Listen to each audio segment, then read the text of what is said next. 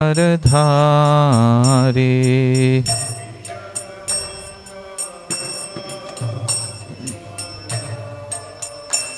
Jaya Radha Madhava Kunja Bihari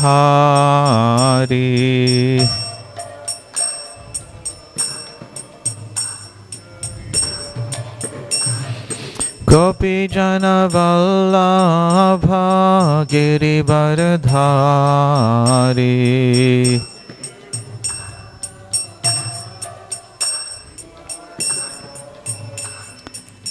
Gopi Jana Vallabha Girivardhari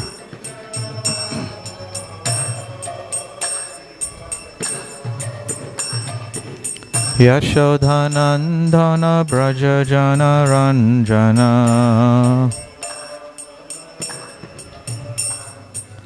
Yashodhanandana Braja Jana Ranjana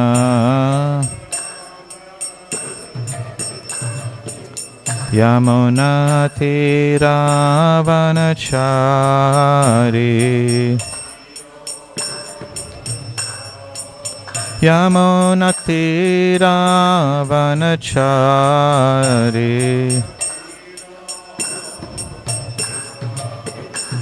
Jaya Radha Madhava Kunja Bihari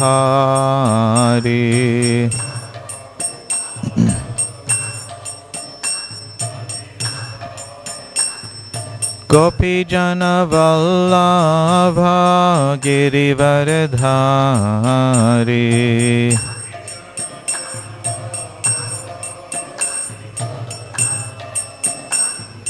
Gopi Jana Vallabha Girivardhari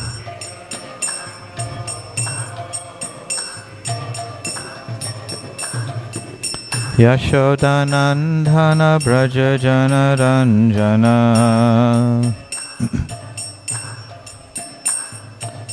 Yashodhanandana Braja Jana Ranjana Yashodhanandana Braja Jana Ranjana Yamuna Tiravanachari Yamuna Tiravanachari Jaya Radha Madhava Kunja Bihari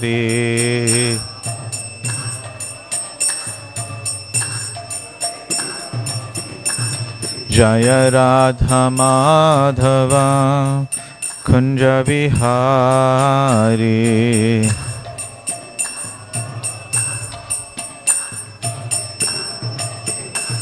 Jaya Radha Madhava Kunja Bihari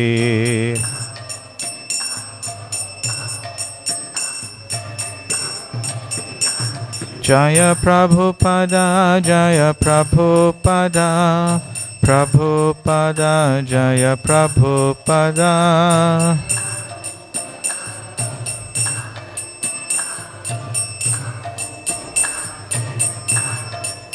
Jaya Prabhupada, Jaya Prabhupada, Prabhupada, Jaya Prabhupada.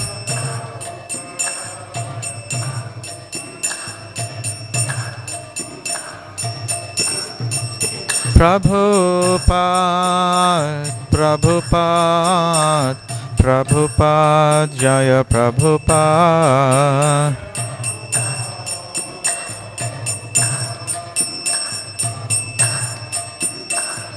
Jaya, Jaya Prabhupada, Prabhupada, Prabhupada, Jaya Prabhupada.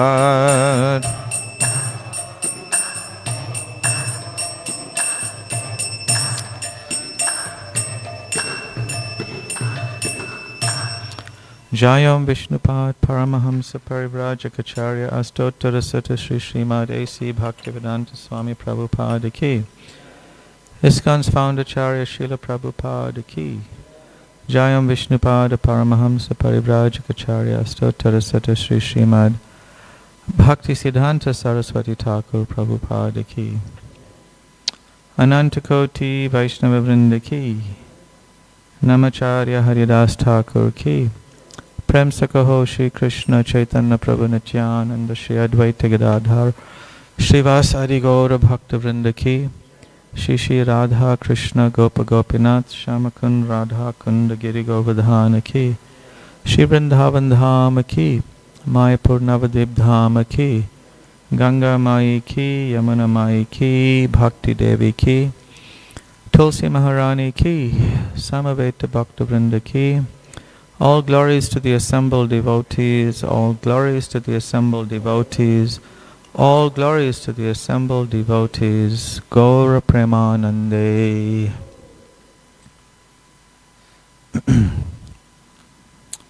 Om Namo Bhagavate Vasudevaya.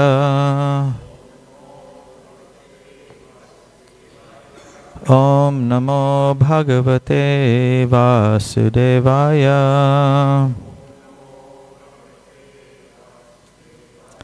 Om Namo Bhagavate Vasudevaya.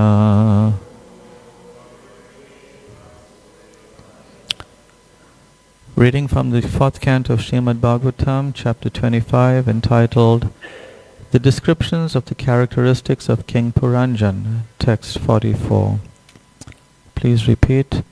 Upagiyamanaham lalitam tatra tatra cha gayakai kridan parivrita stribhi radhinim avishat shuchau upagiyamano lalitam upagiyamano lalitam tatra tatra chagayakai tatra tatra chagayakai kridan parivrita stribhir kridan parivrita stribhir radhinim avishachchuchau radhinim avishachchuchau upagiyamano lalitam tatra tatra chagayakai kridan parivrita stribhir radhinim avishachchuchau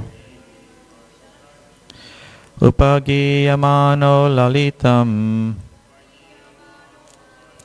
tatra tatra chagayakai kridan parivrita stribhir radhinim avishachchuchau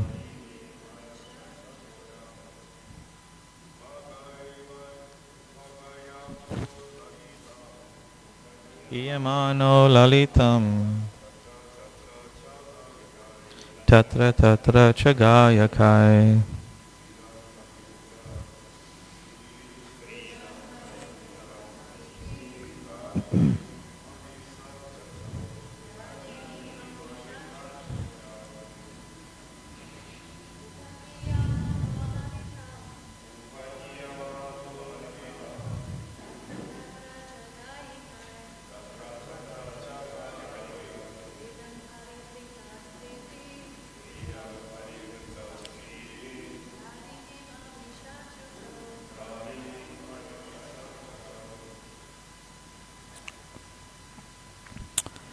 upagiyamana, being sung about, lalitam, very nicely, tatra tatra, here and there, cha, also, gayakai, by the singers, kridan, playing, parivrita, surrounded, stribhi, by women, radhinim, in the water of the river, avishat, entered, shuchau, when it was too hot.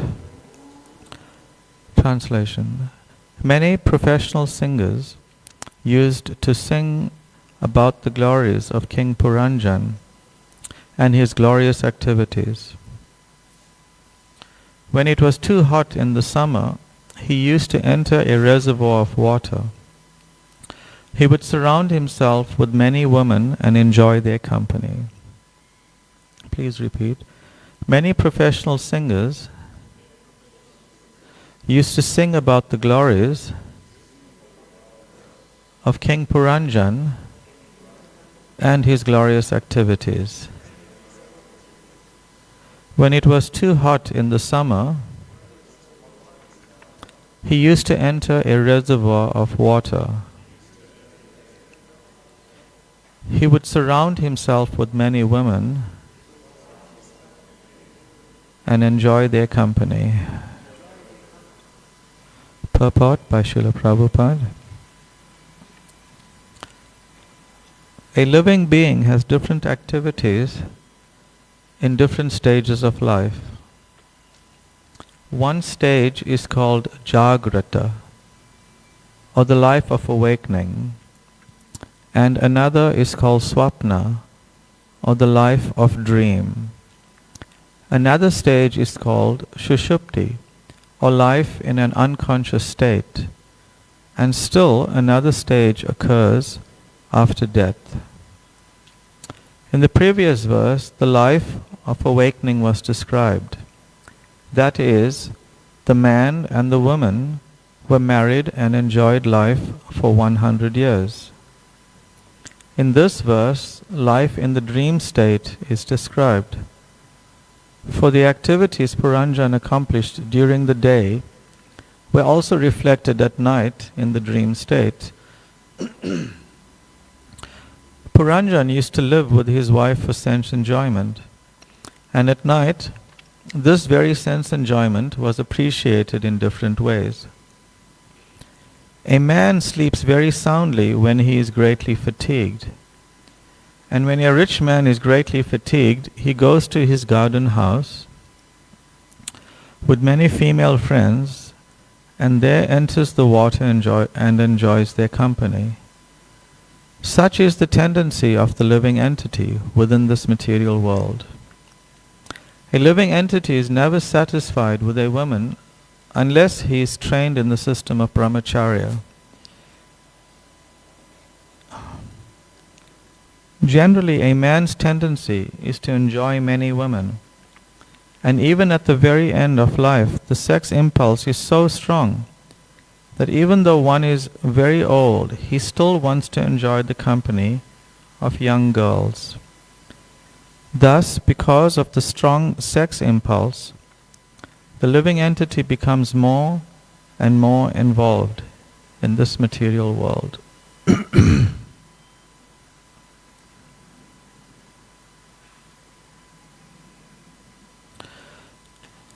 Om Jnana-timirandasya Jnananjana-shalakaya Chakshurunmilitam Yena Tasmai Shri Gurave Namaha Shri Chaitanya Manobhishtam Shtapitam Jaina Bhutale Swayam Rupa Kadamahyam Dadati Swapadantikam Vandeham Shri Guru Shri Yuta Padakamalam Shri Gurun Vaishnavamscha Shri Rupam Sagrajatam Sahagana Raghunatan Vitam Tam Sajivam Sadvaitam Savadutam Parijana Sahitam Krishna Chaitanya Devam Shri Radha Krishna Padan Sahagana Lalita Shri Vishakhan Vitamscha.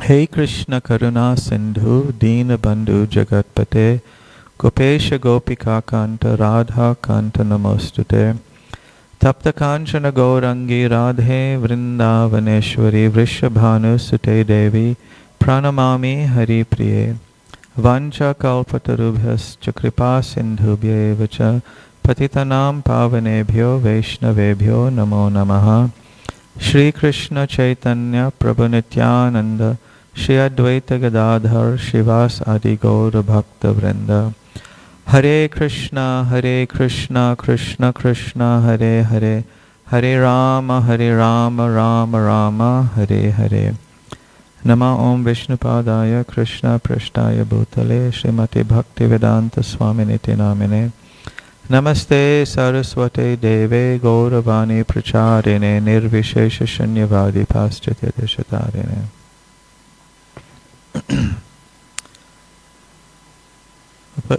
Upagiyamano lalitam tatra tatra chagayakai Kridan parivrita stribhi radinim avishach chuchau.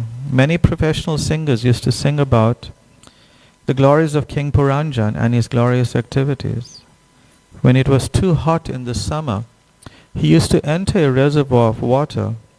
He would surround himself with many women and enjoy their company.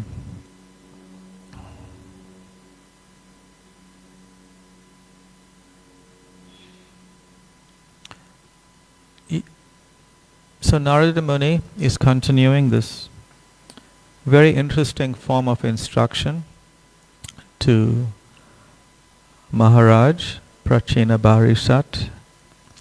He's conceived of this story, this fiction, an allegory, and the main character of that allegory, Puranjan, is likened to the spirit soul, the Jivatma, like you and I, the living entity.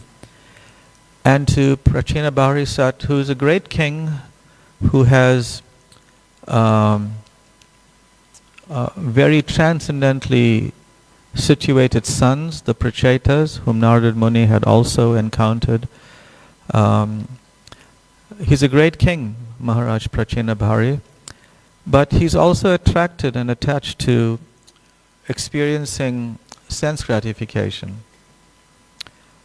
Of course, Maharaj Prachina Barisat goes about his experience of sense gratification in a very responsible way, a very regulated way, in accordance with the Vedic scriptures, the Vedas, particularly the Karma Kanda section, where he, by the performance of Jagya, he's developing and accruing large amounts of piety, pious credits, sukriti. And drawing from that pious credits, he then engages in his sense gratification. So that is recommended. Well, that is prescribed in the Vedas as the responsible, appropriate method for one who is materially attached in order to enjoy in this material world. However, in our experience, how many people are responsibly gratifying their senses? That sounds very like a weird statement to put together.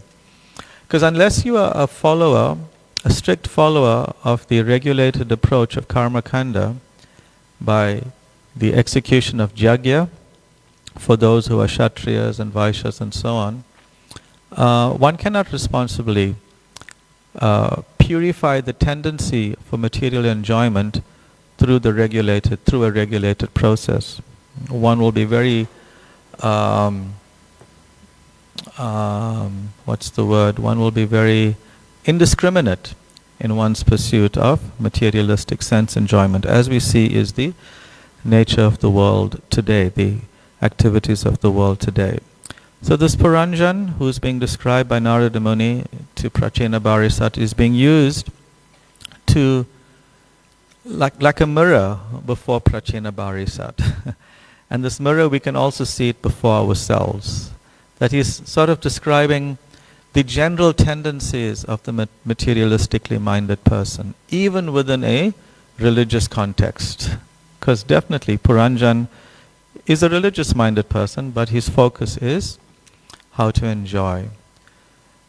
So Puranjan, he comes into the material nature, this living entity, and he takes birth as described by Narada Muni on the southern side of the Himalayas in Bharatvarsh, and he enters the city. The city is described to have how many gates? Anybody remember? 9 gates. So he enters the body, the city is the body, and each body has 9 gates, all right? 7 on the upper part of the body and 2 on the lower part of the body. The 2 genitals, and the eyes, the nose, the mouth, and the ears form the 9 gates.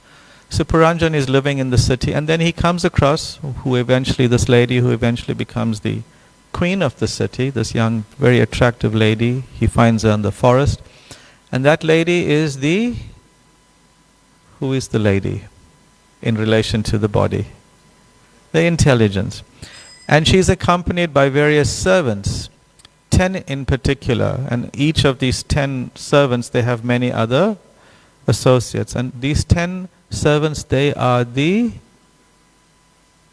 senses, the 5 working senses and the 5 knowledge acquiring senses. And also, very interestingly enough, this lady is accompanied and guarded by a 5-hooded snake. And this 5-hooded snake is the good to have these revisions in class. Is the 5 life airs, the vayus, the prana vayu, the apana vayu, the samana vayu, udana vayu, and what else? What's the other life? Anyway, there's 5 life airs, and they are guarding the living entity, protecting it from any onslaught from outside. So the living entity, the spirit soul, is hovering under the protection of these 5 life airs. So so this is Puranjan. This is Puranjan. And he encounters this lady, the intelligence, and the predominating controlling factor for the living entity within this material nature is the intelligence. By the intelligence we are able to function and acquire what we need for our sustenance, for our progress, for our enjoyment, comes through the form of the intelligence. So this Puranjan, he's the living entity covered by a false identification, the false ego, thinking that he is the enjoyer. And he's enjoying in so many ways, as we're going to hear, and we have heard in these last 2 ways. 2 ways are briefly described from yesterday and today. Narada Muni is describing how Puranjan is enjoying in the awakened state. Prabhupada calls it the Jagrata Avashta, in the awakened state. That was described yesterday, enjoying with his wife Puranjani for how many years? 100 years, right? 100 years. That was described in yesterday's verse.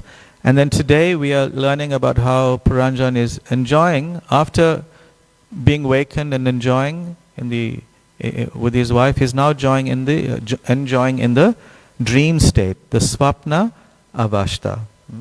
Swapna means dreams, in the dream state. And so today we are hearing how he's playing with many women at night in a river, in a reservoir of water.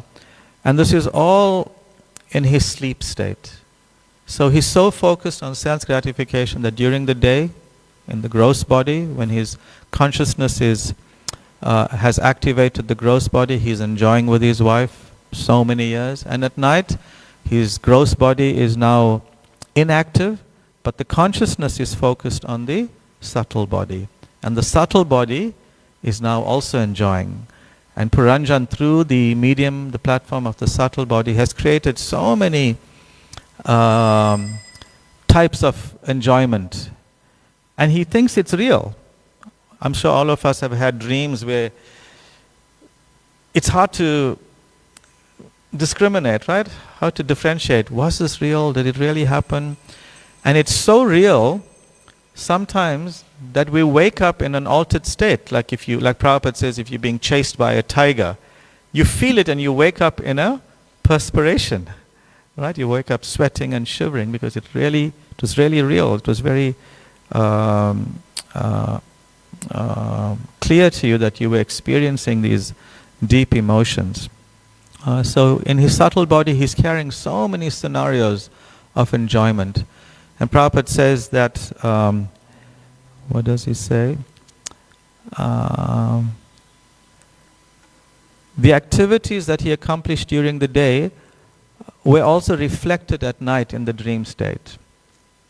So what we experience in the day, what we hear, what we see, what we desire, and all those very intricate permutations come together at night, and through our subtle body we create so many different scenarios. It sometimes may not even seem logical, right? Like Prabhupada gives the example of you dreaming of a golden mountain. Have any of you seen a golden mountain? Maybe it exists, but if during the day or during the days preceding that you may have thought of gold, and in a separate situation you may have thought of a mountain. And your subtle body, for whatever calculation or permutations it uses, you start dreaming of a golden mountain at night. So it's hard to try and decipher. You get people who purport themselves to be professionals at deciphering or understanding dreams, and they can help you with your dreams. But we shouldn't take that too seriously. Just on dreams, once we're at a program, and a devotee asked the spiritual master who was speaking at the program that, Guru Maharaj, last night I had a dream of you, and in the dream you were saying to me that it's okay if I don't have to come to the temple. You were actually giving me permission. So what do I do with this dream? Because we hear that when you dream of the spiritual master, it's taken to be very wonderful and serious. So how should I understand this dream? Then the Guru said to the person, okay, let's just think about this carefully. What time exactly did I come into your dream? Can you have an idea? So the devotee said, I think it must have been just before midnight, Guru Maharaj. Then the Guru thought a bit and he said, well, actually I don't think you can take that dream too seriously. Because just before midnight, I think I was in another disciple's dream. So don't take what I told you very seriously. Especially when it comes to a point of don't come and see the deity or don't engage in kirtan. So yeah, don't take the dreams too seriously when the instructions or the evidence in the dream seems a bit weird. Anyway, that aside. So in the purport, Prabhupada is then describing the different aspects of the awakened state, Jagrati Avashta, where the consciousness, the living entity's energy is focused in the gross body, it's active, it's doing so many things, working, experiencing a life and enjoyment and suffering through its 10 senses. And when the living entity goes to sleep at night or whenever, then the gross body is inactive, the consciousness is not focused on the gross body, but it's focused in the spiritual body, in the subtle body, and then dreams may happen at that time. And all these, Prabhupada is saying, is all focused, in the case of Puranjan, simply to gratify his senses, both in the awakened state and in the sleep state. It's all about his sense enjoyment. So Jagrata, and then when he's sleeping, he is in Swapna Avashta, the dreaming state. And then Prabhupada describes a third state of existence, Shushupti, when both the gross and the subtle body are inactive, very deep sleep or unconsciousness, where the living entity is somewhat disconnected from both the gross and the subtle body. Not dead. The life airs are still there, the soul, spirit soul is still within the body, but it's just not focusing on both the subtle and the gross body. And of course Prabhupada then also says at the end of that short description, And still another stage occurs after death. Right? What is happening to the soul? Where is it situated? Tamishra, under Tamishra, it's not being fully described here. But great darkness, complete darkness is experienced by the soul. So from the stage of Shushupti, that deep sleep, one will wake up, unfortunately, on this side of existence, meaning the material world, the material nature. One can wake up on the other side, the spiritual nature, but that can never happen accidentally. It's not that, my process of going back to Godhead or realizing my true self is to go to sleep. And if I sleep really deeply, right, it is actually, some people, in some circles of spiritual practices, they recommend this. Sleep very, very deeply, and then when you wake up, you'll wake up in your true eternal identity. But we understand clearly from Shastra that can never happen accidentally. That waking up from that disconnected state from both the gross and subtle body, waking up in the spiritual nature can only ever happen through proper practice, through sadhana bhakti, through the process of regulated devotional service. It cannot happen otherwise. Because when one practices devotional service, then one slowly and gradually becomes freed from material entanglement. That entanglement is holding the living entity connected in a very strong way to both the subtle and the gross bodies.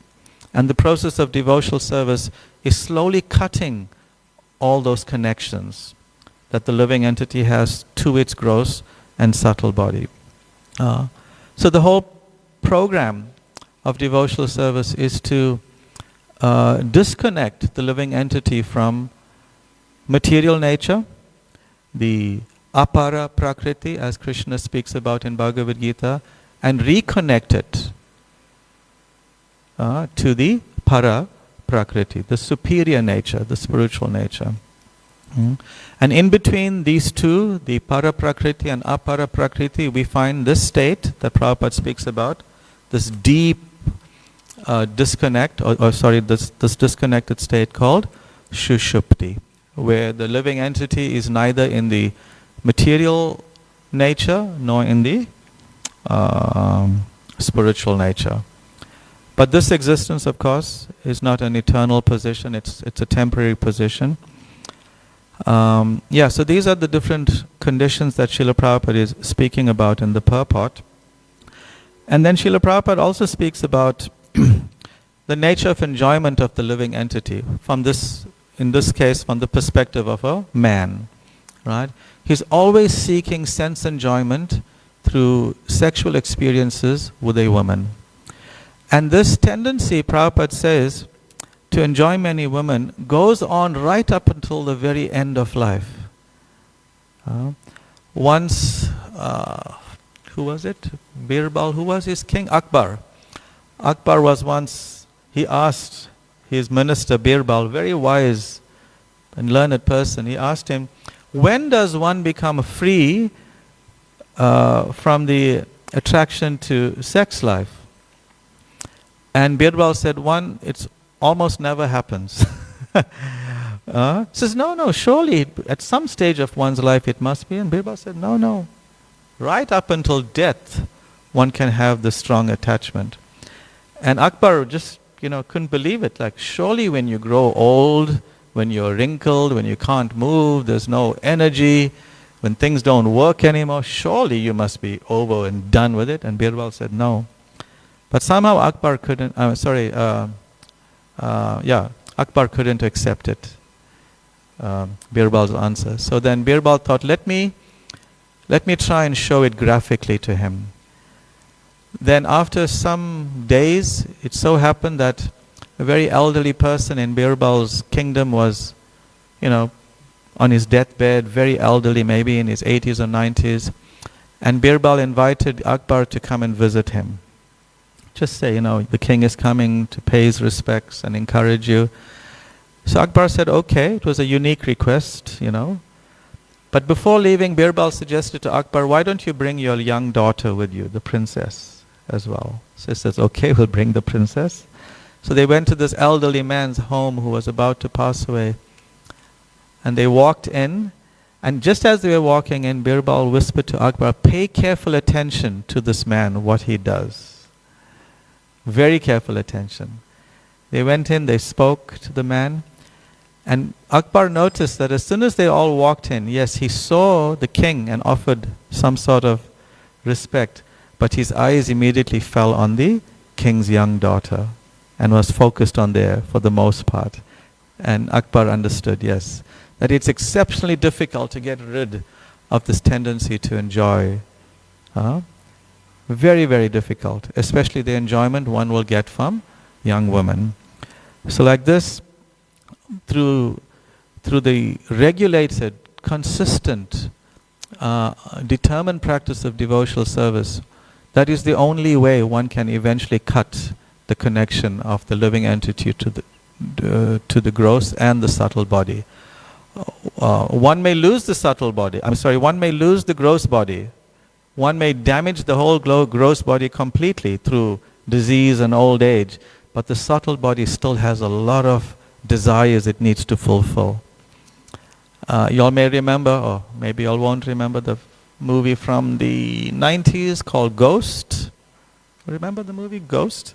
It's often quoted in Bhagavatam classes in the 90s and 2000s. But there you'll see how the ghost form, the subtle body, who may have had an attachment to smoking, it's in a suffering condition. It wants to smoke, experience this so-called enjoyment of smoking, but it has no gross ability to actually draw in the smoke into its lungs and feel that experience in some way. So it's suffering, but it's desiring it in some way or the other. Really, really desiring. So the subtle body is constantly active, very active. So then what do we do then with this subtle body that's constantly alert, constantly trying to conjure up and create scenarios for us to enjoy? Because if you're constantly affected by what's going on the subtle platform, then when you are awake, what happens on the subtle platform is going to then reflect back into the gross platform. And you'll start, if you're not cautious, if you're not strong enough with the intelligence, you can be sapped away in a gross way. So the subtle body, of course, we know is the mind, intelligence, and one's mistaken identity, the false ego. So Srila Rupa Goswami describes Iha Yasya Harer Dasya Karmana Manasa Gira Nikhilashpa Pavastasu Jivan Mukta Sa Uchyate. That for that person who is constantly engaged with the mind, the senses, the words, the body, everything in the service of Krishna, then he no longer is materially attached. He's actually now liberated, Jivan Mukta Sa Uchyate. But even though he's living in this gross body, he's still considered liberated. Now how do we understand that? In Krishna in Bhagavad Gita, he says that manmana bhava. That the person who is constantly thinking about him, then that mind no longer is material. Manmana bhava mat bhakta. That mind has now become spiritualized. So the first element of the subtle body has now been taken care of by simply creating a program in our lives where we are constantly thinking about Krishna. Creating a program, following a program, that means sadhana bhakti. Constantly remembering Krishna in our mind. So then the mind becomes purified to the extent that it becomes spiritualized. So the first aspect of the subtle body is now spiritualized. Then Krishna says, Tesham satata yuktanam. For that person who is constantly engaged in serving me, what does Krishna do to that person? Dadami buddhi yogam tam yena mam upayantite. He gives him what? Buddhi yogam. He gives him intelligence by which he can now come to him. So what happens to that person's intelligence who is constantly engaged in Krishna's service? Also becomes spiritualized. So the mind has become spiritualized by engaging in a regulated program of thinking, hearing and chanting about Krishna. The mind becomes transformed. By constantly serving Krishna, practical service, we get the intelligence, our intelligence gets turned. And then Krishna says, Yena mam upayante, we come to him. One can only come to Krishna in one's true identity. You cannot never really approach Krishna in a mistaken identity. In other words, with one's true ego, you can only approach Krishna. So then what happens to our ego, our false ego? It gets transformed. It gets transformed into the real ego. So in this way, by the practice of devotional service, one's subtle body becomes completely transformed. And the living entity now is not covered by the subtle body anymore, by the material mind, the material intelligence, and the false ego. It's no longer covered. It actually is now experiencing its spiritual nature, even while living in the material body. Because the subtle body is no longer present. The material subtle body, it's no longer present. It's completely transformed into a spiritual form, even though while living. Yet at the same time, the pure devotee now, he's now pure, experiencing his spiritual nature, living in his spiritual nature, but he's in the so-called material body. But is that body now material? What do you all say? Is the body material? Is the spiritual master's body considered to be material? Anybody spiritual master's body caught a cold? Had bronchitis? Had COVID? All got it, right? Some disease happens, break. So from an external perspective, yes, it's material. We mustn't be confused by that material reality. But because the advanced devotee, the pure devotee's body is fully engaged, constantly engaged, both in an awakened state and in a sleep state. Because remember, the pure devotee who may be allegedly sleeping, his now consciousness is now focused on the subtle body. But what has happened to his subtle body? We just described. His mind, which is constantly thinking of Krishna, is transformed. His intelligence, Krishna has now given him spiritual intelligence. And he's approached Krishna, which means he's in his true identity. That subtle form is no longer there. So even in a sleep state, awakened and sleep state, he's only engaged in Krishna service. So that body, like Prabhupada uses the example of if you put an iron rod into fire, what happens to that iron rod? Is it iron or is it fire? It's fire. It's red hot. It acts just like fire. So therefore the advanced devotee's body is spiritual. Even though on an external level, it will see it deteriorating, growing old, and so on. And eventually it will die. But we take that body as sacred because it is focused, completely immersed in Krishna service. The other day, it was, when was Ekadashi? Monday, the other day, Monday. It was the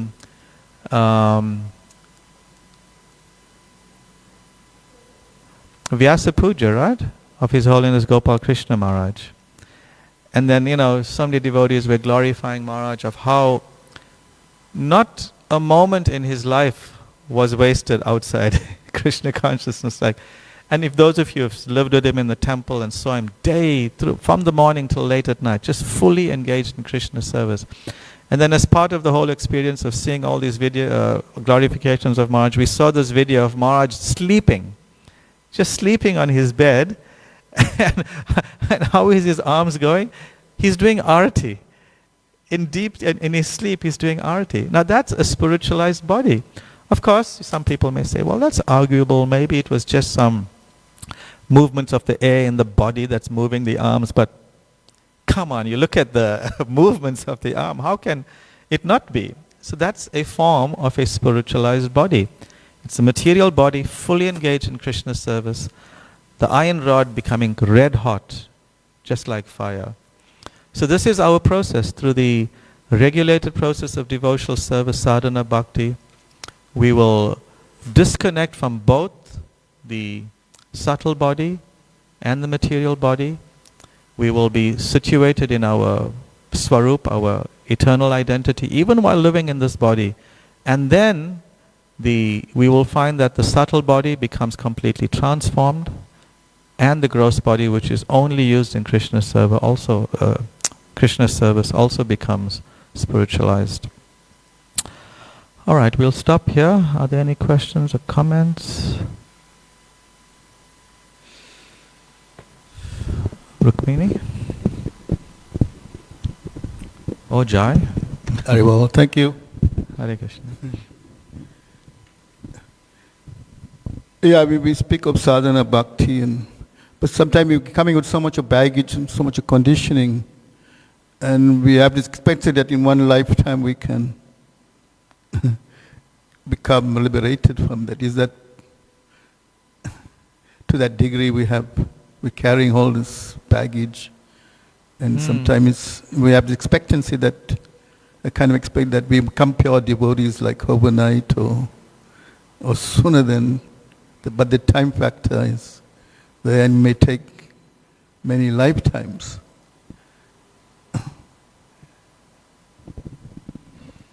What is your question? The question is that possible for the living entities? Or was it just a marketing strategy? Huh? Come, practice Krishna consciousness, go back to Godhead in this lifetime. Yeah. So, Kaunteya pratijanihi name bhakta pranashyati. That verse from Bhagavad Gita, chapter 9, right? Krishna says to Arjuna, Arjuna, you declare it boldly. I mean, I could declare it boldly, but I want you to declare it boldly that my devotee will never perish, will never fail, will never falter.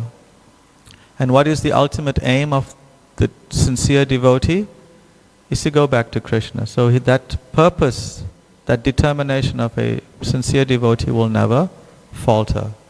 So he asks Arjuna to make that promise, that assertion.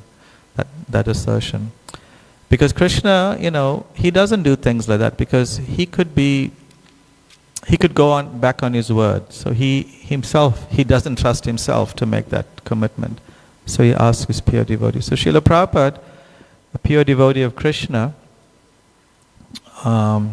he's also making a similar commitment to us.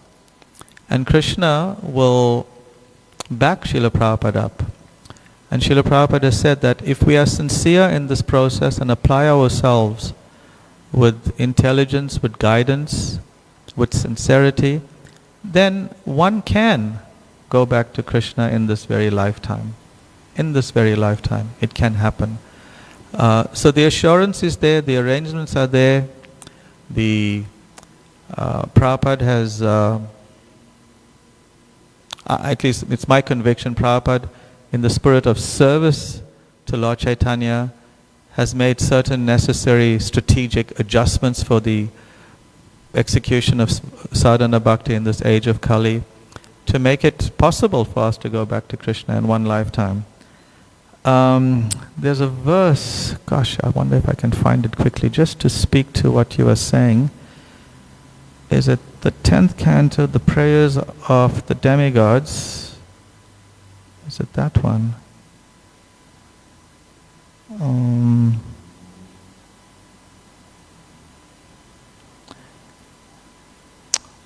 And it's one of those verses that we should learn. I guess by saying it in class now, I have to go and learn that verse. Let me just quickly find it.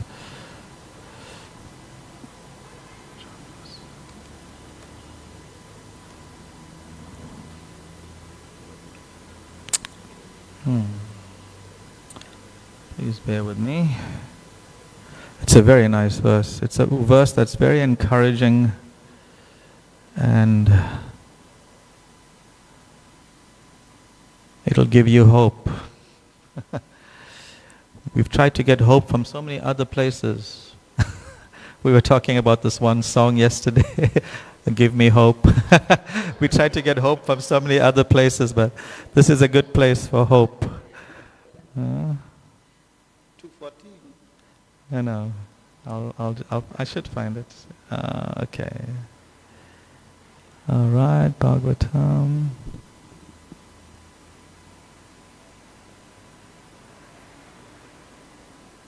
If I don't find it, I have to really upgrade my... Oh yes, here it is. Yes, it is the praise by the demigods. So chapter 2 of the 10th canto, text 31. Very good one. So I'll just read the translation. O Lord, who resemble the shining sun, you are always ready to fulfill the desire of your devotee, and therefore you are known as a desire tree, Vanchakalpataru. When the acharyas completely take shelter under your lotus feet in order to cross the fierce ocean of nations, they leave behind on earth the method by which they cross. And because you are very merciful to your other devotees, you accept this method to help them. Isn't that nice? I thought it perfectly describes Srila Prabhupada. Yeah. And Prabhupada says in the purport, this statement reveals how the merciful acharyas and the merciful Supreme Personality of Godhead together help the serious devotee who wants to return home back to Godhead. Yeah, so Krishna will support Srila Prabhupada's commitment to us, but we have to play our part. It all depends. There's that little video of a 30-second video reel of Prabhupada speaking to one disciple, young American disciple, and he's asking Prabhupada, how long will it take for us to be Krishna conscious? And Prabhupada, he sees eyes going big, you are not reading my books? What does it say there? All it will take is a moment. That's all it takes, is one moment to become Krishna conscious. And when is that moment? When is that moment to become Krishna conscious?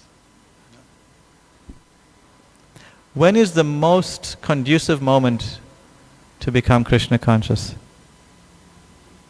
Now, yeah, not the Brahma Muhurta, but right now. Or not the Sandhya Arati, but right now. All right, yes, Rukmini? Sorry, Jai Prabhu, you want to ask something else? Yeah. Prabhupada made one, in a purport, I can't get the reference, he says, how long will the senses and mind agitate us? He says, till we die. Till we die, the mind will agitate us. Yeah, like this allegory, the sense is accompanied by many associates, right? These 10 servants of the intelligence, the senses, are accompanied by many. All these are the unlimited amounts of desires that are accompanying the senses. There was this idea some devotees had in the very early days of ISKCON when they heard about Maya, that all the sense objects out there are just going to agitate. So when they would drive out of the temple, they would just keep their eyes closed and not want to see anything, block their ears not to hear anything.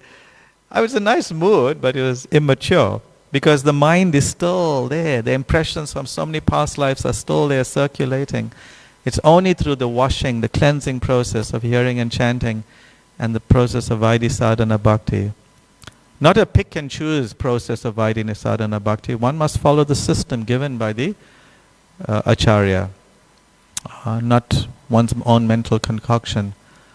Otherwise, one's practice won't yield any fruit, or very little fruit, very, very little result, and it may ultimately become a disturbance. What's that verse? What's that verse from Bhakti Rasamrita Sindhu about this? Aikantiki Harir Bhakti Utpatayeva Kalpate. Now what's the first two lines? Shruti Smriti Puranadi Pancharatriya Vidim Vina. That if one is not practicing the process properly according to the revealed scriptures, and the revealed scriptures means as taught by the acharyas, then one's practice will simply be a utpatayeva kalpata, a disturbance to everyone, and it will be a disturbance to you. So yes, we should adopt the process that Prabhupada gave us, and where necessary, tailor it according to superior guidance, what is practical according to one's personal time, circumstance, and so on. But apply it with sincerity, and then definitely Prabhupada's commitment will be realized. Yes.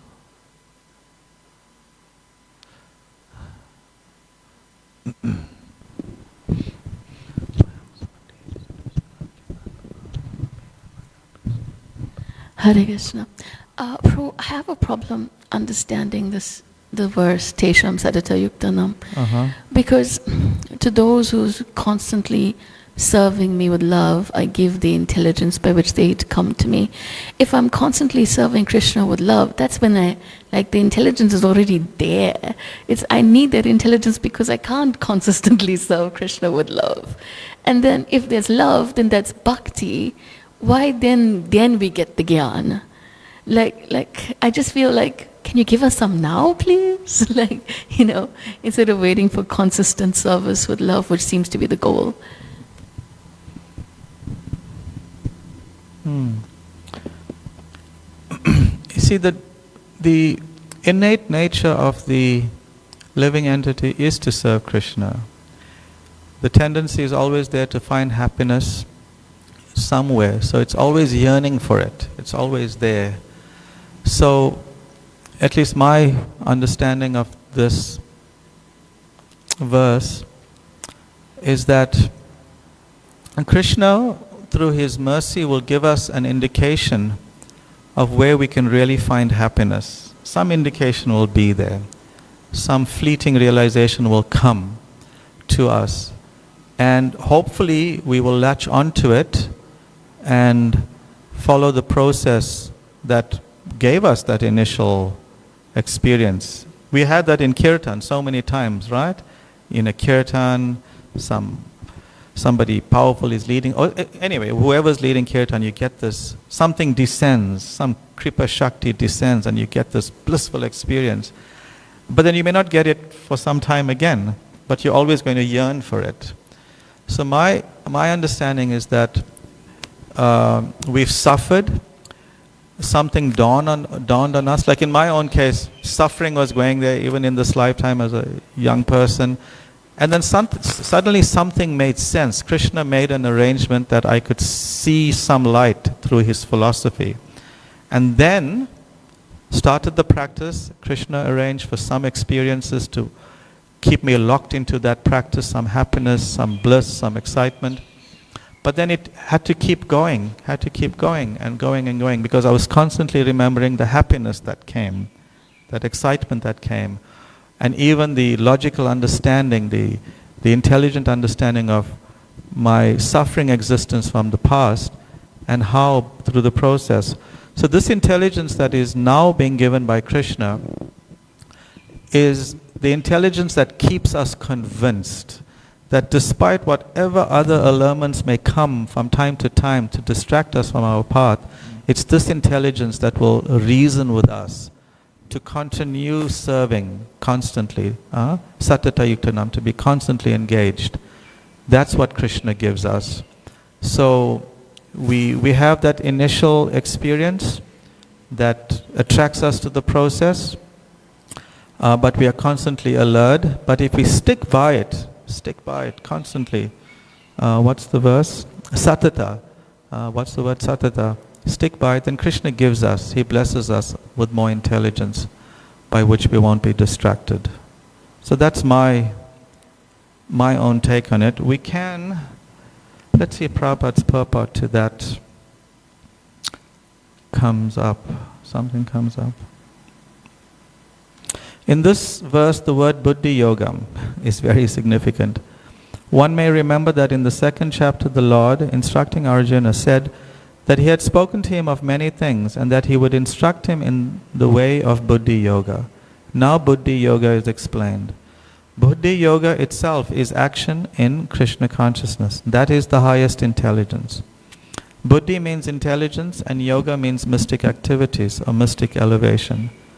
When one tries to go back home, back to Godhead and takes fully to Krishna consciousness in devotional service, his action is called Buddhi Yoga. In other words, Buddhi Yoga is the process by which one gets out of the entanglement of this material world. The ultimate goal of progress is Krishna. People do not know this. Therefore, the association of devotees and a bona fide spiritual master is important. One should know that the goal is Krishna, and when the goal is assigned, then the path is slowly but progressively traversed, and the ultimate goal is achieved. When a person knows the goal of life but is addicted to the fruits of activities, he is acting in karma yoga. When he knows the goal is Krishna but takes pleasure in mental speculations to understand Krishna, he is acting in jnana yoga. And when he knows the goal and seeks Krishna completely in Krishna consciousness and devotional service, he is acting in bhakti yoga or buddhi yoga, which is the complete yoga. The complete yoga is the highest perfectional stage of life. Does that make it clear? Doesn't make it clear. Especially this last paragraph that we read, there's another paragraph. One is practicing, one knows the goal, but one is still connected through karma, through jnana. And by constantly staying in the process, Krishna will give us the intelligence to fully seek Him only, and nothing else. This is my humble understanding. Maybe we read the last paragraph and see if Prabhupada clarifies it. A person may have a bona fide spiritual master and may be attached to a spiritual organization, but if he is still not intelligent enough to make progress, then Krishna from within gives him instructions so that he may ultimately come to him without difficulty. The qualification is that a person always engage himself in Krishna consciousness and with love and devotion render all kinds of services. He should perform some sort of work for Krishna, and that work should be with love. If a devotee is not intelligent enough to make progress on the path of self-realization, but is sincere and devoted to the activities of devotional service, the Lord gives him a chance to make progress and ultimately attain to Him. I just quickly want to see what Gaurijan Prabhu says in Surrender Unto Me, if there's something there. And there is. Krishna's devotees understand Him not only by hearing about Him, but also because Krishna enters their hearts and reveals Himself to them. Srila Vishwanath Chakravarti Thakur here defines Buddhi Yoga as Krishna's direct inspiration. Because the devotees intensely desire to know Krishna, He gives them the complete understanding of Himself. Is that getting clearer now? At least to me. Srila Prabhupada discusses this point in his purport. A person may have a bona fide spiritual master and may be attached to a spiritual organization, but what happened there? But still, if he is not intelligent enough to make progress, then Krishna from within gives him instructions so that he may ultimately come to Him without difficulty. Srila Prabhupada stresses the wonderful inspiration Krishna gives to reciprocate with these pure devotees' loving worship. Jai Prabhu, you wanted to?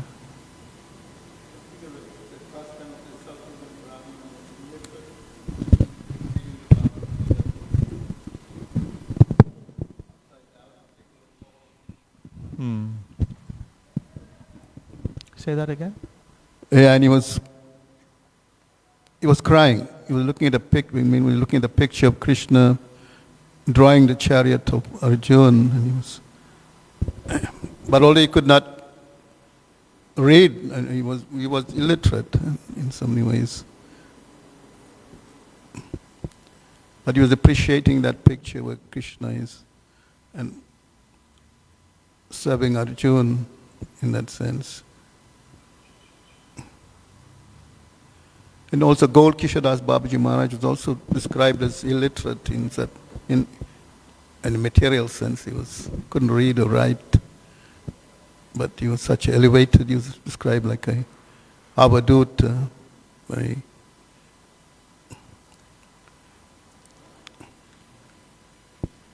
I think this is a topic to explore more. It's a good point. Thank you. We'll stop here now. Grantaraj Srimad Bhagavatam ki, Srila Prabhupada ki jai.